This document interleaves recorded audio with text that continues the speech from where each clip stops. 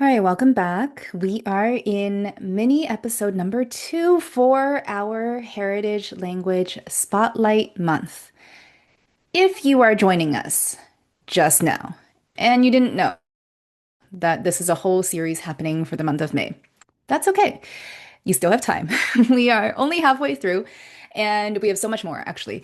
So, to catch you up, the first mini episode went out last week.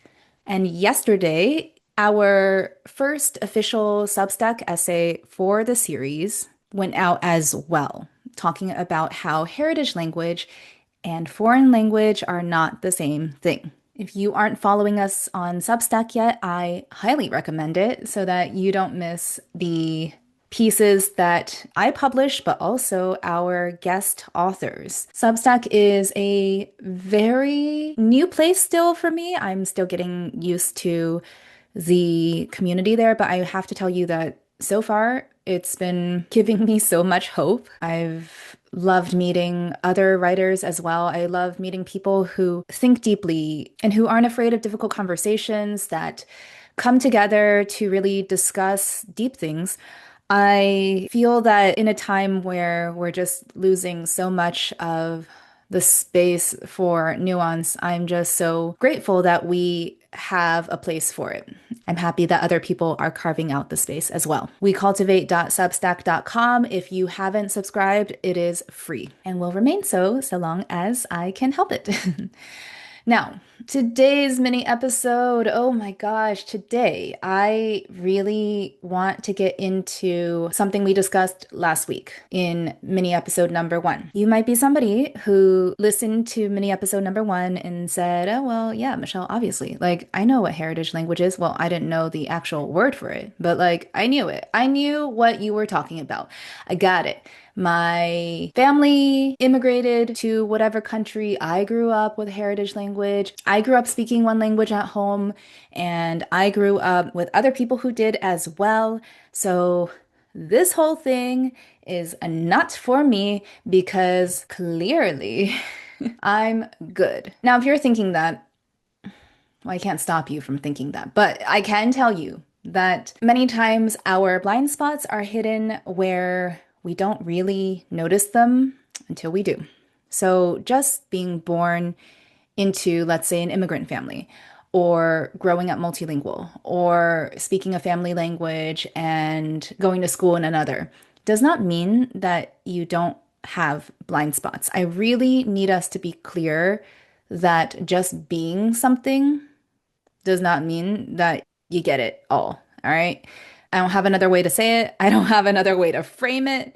We don't come kind of like pre-built with this stuff. I mean, life is all about learning. I'm a big proponent of us learning from each other. That's why everything I do has a very individual focus because nationality, ethnicity, ancestry, even, which is what we're going to cover today, none of this stuff, certainly not biology, will tell you what a person has gone through or how they think about things, what they've experienced, what they've learned along the way, or how they've unlearned things. So today's episode focuses on the fact that too many people, I think unknowingly, make the assumption sometimes that just because you were born into the same family means that you come out speaking the same for your heritage language. Now, I'm just going to focus on heritage language because this is the theme. This does not only track for heritage language, this can be for language overall. What I want to emphasize is that while environment does shape a lot of our language acquisition, it is not the only factor. And just living together in the same family dynamic does not mean that you come out the other side the same. I mean, again, we go back to the robot production model that people seem to have. We're trying to break that here. All right. So I recently was back in my hometown, birthplace kind of area, visiting family and talking with some family friends. And given that I've also lived in a couple other places in the world, I guess, every time you go back, people have different questions for you.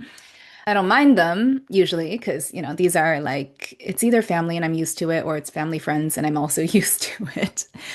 But I had somebody who asked me a very interesting question. This is somebody who my family has known for years. So she's kind of like my auntie, all right? And she asked me in a very kind of a curious and very, very just open way. We were speaking in Mandarin, and she was like, Michelle, I just don't quite understand. How is it possible that you speak Mandarin the way that you do, despite not having been born and raised in a predominantly Mandarin speaking country? And I don't think I've ever had anybody ask me that directly. Of course, I've had like, the indirect kind of like people alluding to certain things, whether that be fluency or cultural values or knowledge about certain traditions, etc., customs. I think it was really great because it's the first time I actually had a conscious and direct, explicit conversation on heritage language and all that it includes. And I also got to understand why she was asking me this question. So I don't really want to get into the details of this person's life, but turns out that there were a whole bunch of aunties, all right, that were asking this question because they noticed with their kids, or they noticed, I mean, we're at the level of grandkids now, right? Where people are noticing differences that they maybe didn't have time to notice between their kids growing up. Everyone just kind of, especially if you know the toll of needing to migrate or immigrate to another country and set up life there. I mean, for whatever reason, it's always going to be tiring. And just these conversations require space and the privilege to not be in constant survival mode. I am fully aware of that. I am definitely the first generation of my family to have the privilege to have the space, to make the space and think about things. I think what's really interesting is that a whole lot of these aunties have started, and uncles also, but have started to notice that there's a whole diverse array and kind of, again, the spectrum of how their children and grandchildren have sort of turned out. I think it's the first time that anybody from an upper generation was asking me, kind of wanting to know better also for a lower generation, like a grandchild, because I sort of feel like it's always been under the surface for a lot of people. Like, okay, we noticed that there are differences, but like we don't know why, you know? So yeah, this was a really, really great it was like an honor and a pleasure to actually have this conversation, these discussions. And because in the conversation, I was also being asked things like, well, how come my son and my daughter don't have the same kind of output? You know, one seems more comfortable speaking Mandarin and the other one always defaults to English. How come this one spent most of his or her early years in China, but will only speak English these days? And if anything, we thought it would be the opposite. But in fact, the sibling or the cousin or whoever who has never even really been to China is actually the one using it the most. I want today's episode to be focused on this, okay? I want today on your attention, if you please. We're focusing on the fact that you can have two people who grew up in the same exact household, exposed to the same language, can still end up having completely different relationships to the language, as well as different ways of outputting said language. So let's say that we have two brothers. Their names, for lack of imagination, are going to be Alex and Sam. Now, Alex and Sam are a hypothetical brother situation, but they're meant to be an illustration, all right? And I guarantee you, in some shape or form, they exist, all right? So let's say they both grew up hearing the same heritage language at home. Doesn't matter the language, it's just they go to school in, let's say, English or whatever other language, and then they walk in the house, they open the door, and they hear their family's language. They have the same parents. They have the exact same environment, meaning they have been living in the same city this entire time. Their friends are pretty much the same people. They go to the same school. They basically always, I mean, besides the fact that they're not twins, although they really could be as well. Again, this does not depend on biology. They essentially are like Environmentally, the same. Okay? Take the same bus. Go do the same sports activities. Like all of the social stuff is basically the same. But over time, Alex and Sam start to diverge. And now, given the fact that this does not depend on a person's biology, what I mean by that is that it's not genetically encoded and fated to result in a certain way. At least, I mean, evidence does not prove it as such. You might see that Alex is responding more often than Sam in the heritage language. Why? No one really knows, all right? Just Alex just like talks more. When he's asked something in the heritage language, he does not switch to English or a different language to respond. As such, Alex gets more practice speaking. He's building more confidence. He is randomly always the de facto translator when his parents ask him to be. And again, this could be unconscious. It's just like, oh, Alex, come here and help me do this. He seeks out more than Sam. Again, we don't know why. We just know that he chose to, all right? More opportunities to learn the language, even explicitly, asking for books, asking for other material, because he knows that he's growing up outside of his parents' country of origin, and that there's sometimes a wall when he has cousins visiting or goes to travel with his family back to see other family members. And he kind of wants to break that wall. He feels like he just wants to understand more. And so he's like, hey, mom, dad, can you buy me this book? Can you show me this movie? I heard about this. My cousin, whatever, told me that. Can we go this summer to visit them? Etc., etc. Now, contrast that to Sam. Sam understands everything, okay? This is not like a comprehension issue. Sam's surrounded by it, like this language, so he knows what's happening. But for some reason, Sam just doesn't want to use it. And there can be so many reasons why. Again, this doesn't really depend on the why, it's just more the what is actually happening. Of course, you can have Sam meet with someone to get down to the why. But all we know is right now, Sam is using it less. He's hesitating a lot. He decides to respond in another language, again, like English. And so he just naturally, through the passage of time, will get less practice speaking it. So when he hears himself, he doesn't really like how he sounds, perhaps, or he just feels like it's kind of foreign and alien. He might also honestly feel like it's kind of tiring because he's having to navigate a whole speech landscape that he's not normally in. And when his parents say, well, no, why can't you speak back to us in our family language? He feels like they're judging him and he just like doesn't want to do it. Okay. There's lots of this like, why do I even have to use this language? Like you all understand me when I speak in English anyway. So like, come on. Fast forward a few years, all right? And inside the family and inside the larger community of language speakers, be that in the country where they live or another, Alex is seen as more fluent. And Sam, on the other hand, is seen as behind. Now, you might say, all right, well, what's wrong with that? I mean, natural, right? Like one's using it more, the end. I mean, if Sam really wants, he can go and read more books if he wants later on in life. And that's the part where people always jump when they equate heritage language with any other type of foreign language. Because with any other type of foreign language, it is not just the language itself, but everything that a language can transmit. Understanding a new culture or understanding different types of communication styles or understanding value structures or the geographical distribution of the language speaking world.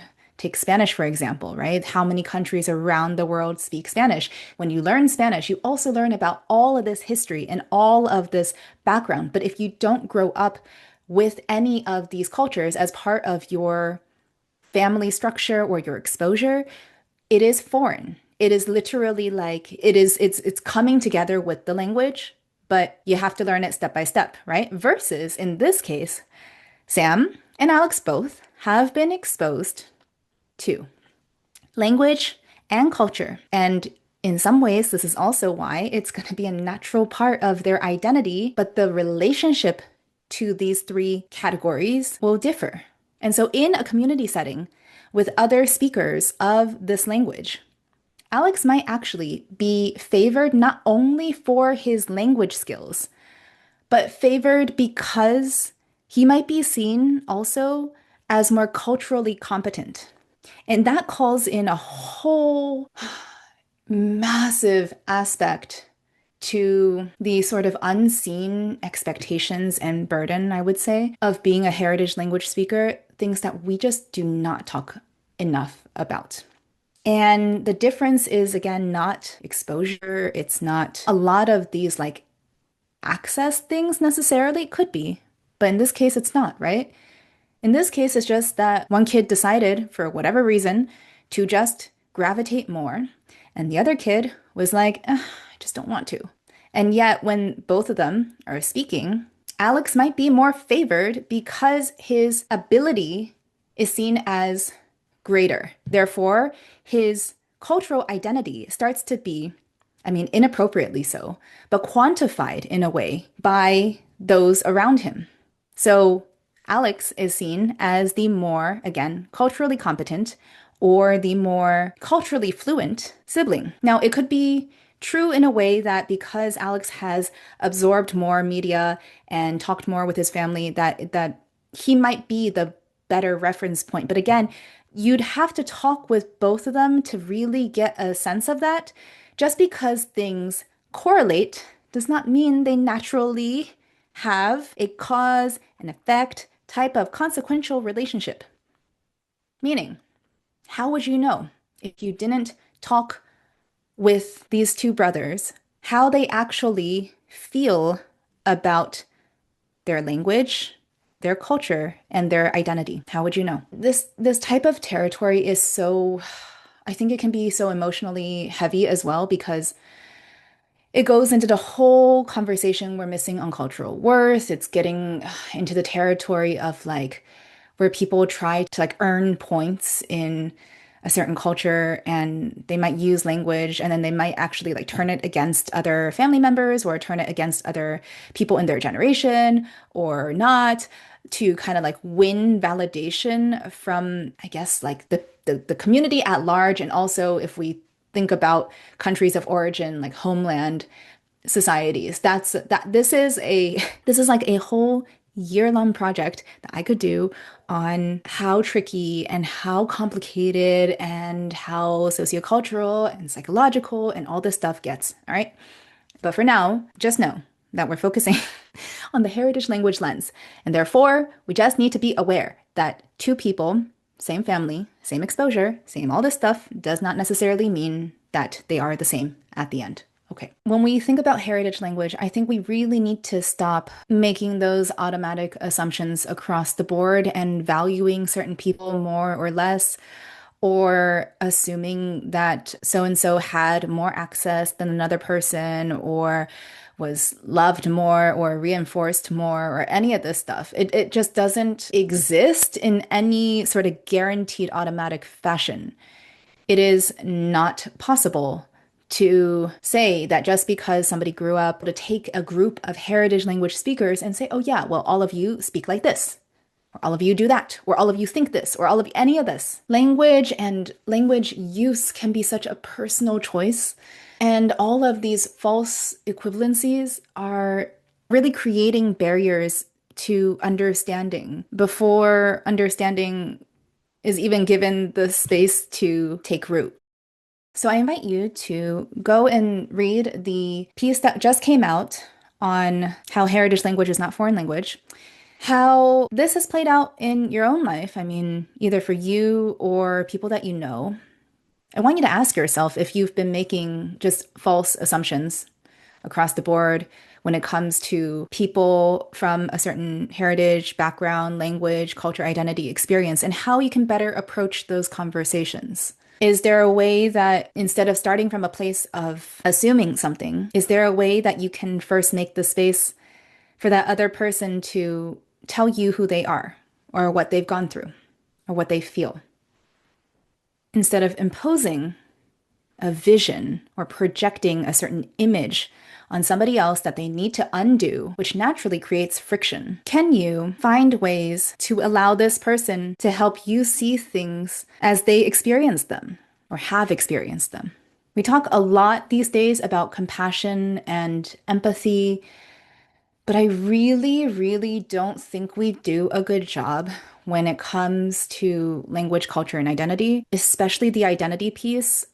I feel that it's very tricky for people to know how to approach it because all we see modeled, I mean, in everything from stand up, which I love, by the way. I don't mind, like I love humor and I love, being able to make fun, but everything from comedy all the way across the board to our media at large and entertainment and kind of like the go-to reactions in a conversation.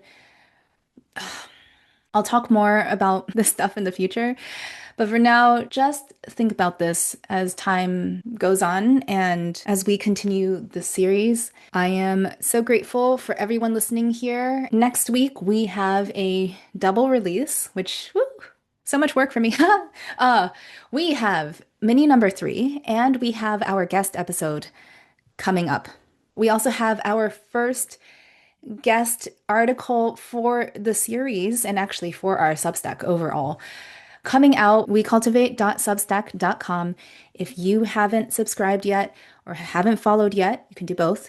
It is free and it is such a wonderful start to expanding, to making the space for all of this work. So I will see you next week for our big week. Big. If you're liking what you're hearing so far, by the way, just leave us a quick review or a quick rating. It doesn't take too long. And I will see you in the next episode.